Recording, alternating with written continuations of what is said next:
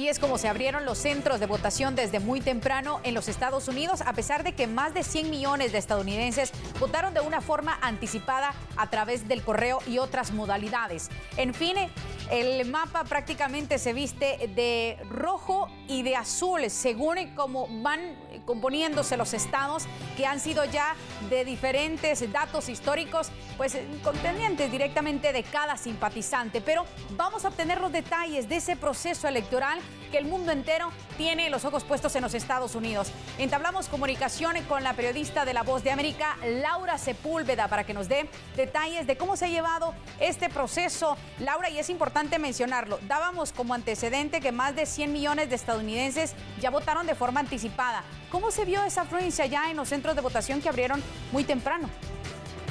Bueno, pues Diana, muy buenas tardes. Efectivamente, aquí en el estado de Delaware, cabe recordar, es uno de los más pequeños, si no el más pequeño, es el primero de Estados Unidos y por eso tiene solamente 3 votos del colegio electoral. Eso demuestra que su tamaño es bastante reducido. Por esta misma razón estuvimos viendo participación a lo largo de la jornada. Por supuesto hay gente que sigue yendo, pero las filas no han sido las mismas que en ciudades, por ejemplo, como la de Nueva York, en donde hay filas de 2 y 3 horas.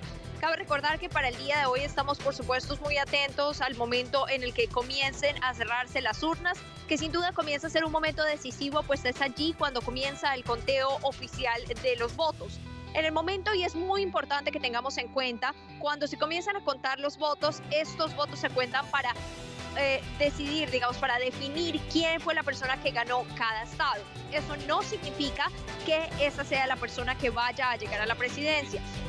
El hecho de que acá en Estados Unidos funcionemos a través del colegio electoral y no del voto popular, como sucede en muchos países de América Latina, eso quiere decir que hay alguien que puede ganar los estados, eso se traduce en un número de votos. Por ejemplo, el candidato que gane aquí en Delaware ganará 3 votos y de esa forma debe llegar hasta 270 o más para ser el próximo residente de la Casa Blanca. En este momento se ha registrado tranquilidad a lo largo de las jornadas. De haber algunos disturbios, se esperaría que pudiera ser al cierre de las jornadas y pues por supuesto esto sucedería hacia las 8 de la noche, pese a que cruzamos los dedos y esperamos que haya total calma en todo el país. A las 8 de la noche entonces cerrarán hora local los puestos de votación aquí en Delaware y para ese momento se comenzará el conteo oficial de esos votos por adelantado y los de las personas que fueron a participar a lo largo de esta jornada. Fueron alrededor de 92 millones de estadounidenses que enviaron su voto antes o que participaron de manera temprana en estas elecciones, pero sin duda el día de hoy el resto de los ciudadanos estadounidenses han ido a cumplir con este compromiso y también con este derecho de un país democrático. Gracias por explicarnos muy bien el sistema ganador, podríamos llamarle así, con que se maneja el proceso electoral en los Estados Unidos, porque es muy distinto a muchos países de Latinoamérica. En sí son 270 votos son los que se necesitaría según los representantes del colegio electoral que usted mencionaba. Pero hablando de esas diferencias de un proceso de elecciones en nuestros países, en Latinoamérica y en Estados Unidos, es que en muchos de los nuestros, con varias horas de anticipación, pues no se permite campaña, es decir, incluso cerca de los centros de votación no se permite que ni hayan colores afines a cualquier partido. ¿Cómo se ha visto esa dinámica? ¿Se permite según las leyes de cada estado? Y esa es la primera. Y la segunda es precisamente lo que usted mencionaba. El cierre será a las 8 de la noche, pero hay grandes probabilidades que se termine la jornada y no se sepa aún quién es el ganador precisamente por la cantidad de votos anticipados.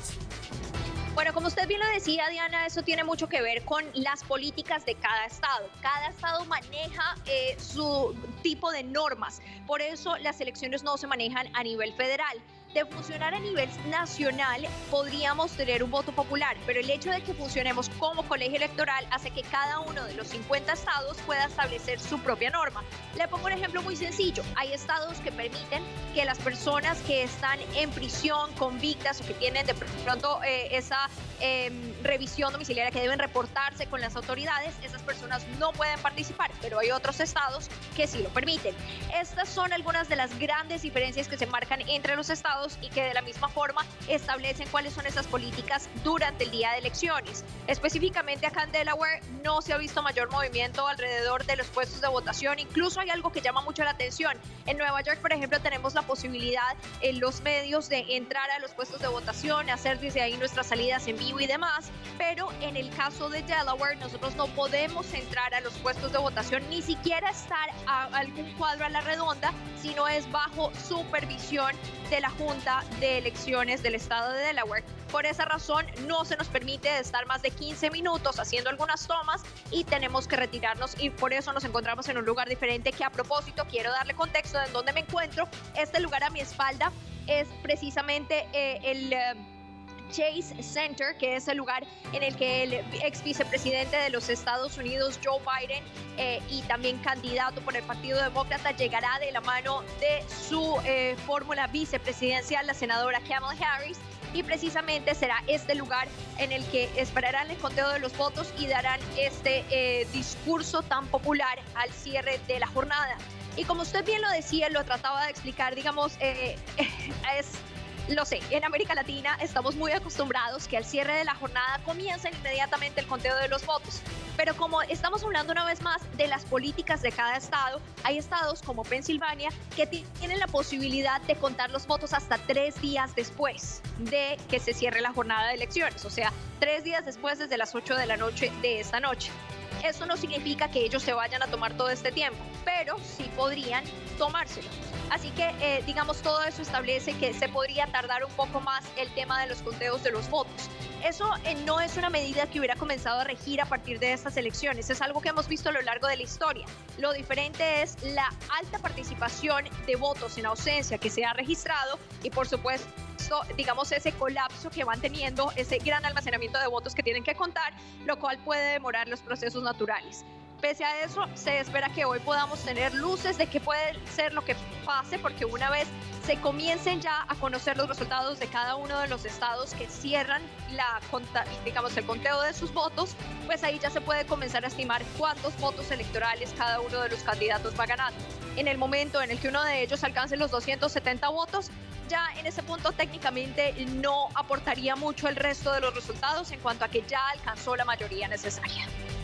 Laura Sepúlveda, gracias por ese completo reporte desde los Estados Unidos, donde se vive la gran fiesta electoral. Así que ya escuchaba usted, a las 8 de la noche, hora Estados Unidos, se va a dar el cierre de urnas. Bueno, pero esto no quiere decir que se empiecen a tener datos. Al final de cuentas, ha sido también un proceso completamente diferente, debido también a todo lo que nos ha dejado la pandemia del COVID-19.